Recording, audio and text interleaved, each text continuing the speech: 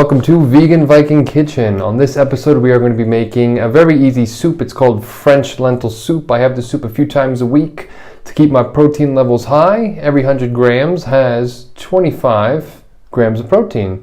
So that's really high for a nice, for a vegan source, right? They say vegans can't grow muscles. I don't have muscles yet, but I'm trying.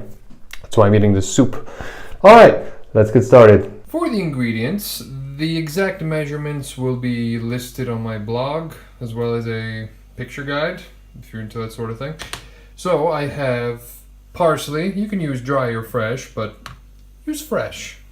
We have brown or green lentils, you can use either, and a little bit less red lentils. I use those because red lentils do not hold their form, they melt. They make the soup nice and creamy, and these hold their shape, so those are good. We have a liter of vegetable stock. It's very easy to make your own, but if you don't have it, you just use a bouillon or something like that. A tablespoon and a half of olive oil, and a bit of mirepoix, as the French like to call it. Please correct me if I'm wrong in that pronunciation. It's pretty much 3 cups of vegetables. I put onion, celery, and carrot. For the aromatics, I have oregano and bay leaf.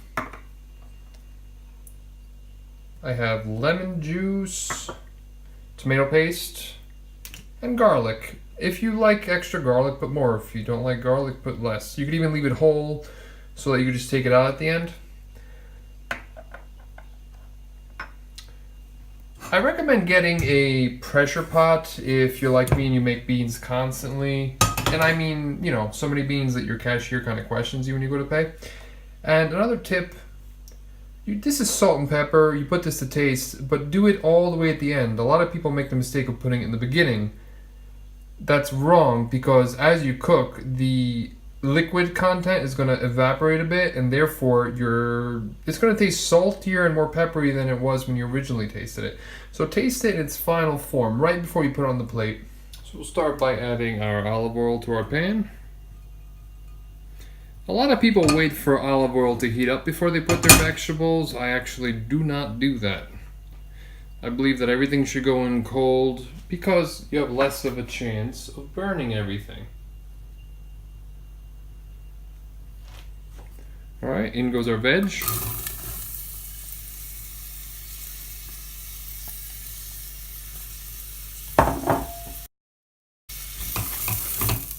We're going to want to cook this until it gets nice and soft. And we're going to add in our garlic. And we're going to put our aromas in now. Just mix that around. Now that your vegetables have softened, notice I said softened and not burned. We could add in the tomato paste. So we're just going to plop in this tomato paste. And when I say plop, I meant plop. Mix it around for about a minute. Now we are ready to add in our dried lentils. Make sure you wash these guys because, they could have dust on them, tiny rocks, foreign objects.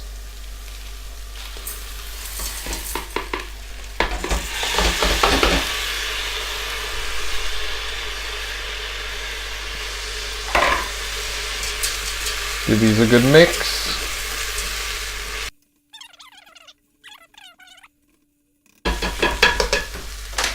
Okay, now we can add in the broth.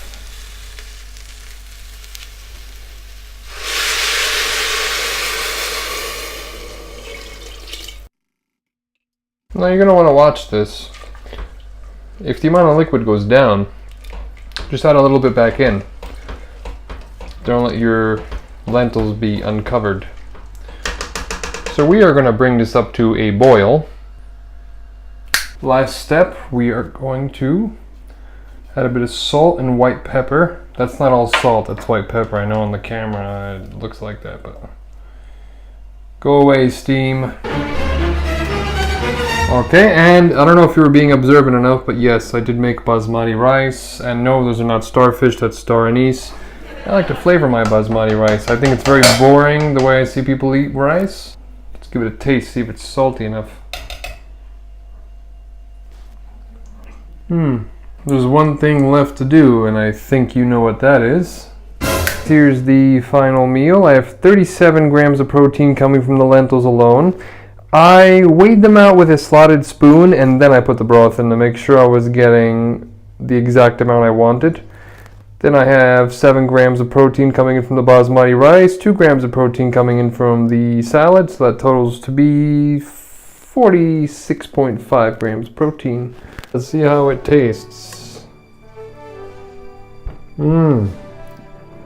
I burned my tongue. No, I'm kidding. No, it's really good. It's really light and hearty and warm. And like I said, it's a great way to get your protein intake up on a vegan diet. A lot of people think it's hard because all they're eating is salad. I eat salad too. I actually hate salad, but I put a little bit on the side all the time. Or steamed vegetables, I don't know. Anyway, if you like this recipe, please follow me on Instagram and tag me if you try it, because I would love to see your results. Here, have a taste. Come on, you know you want it.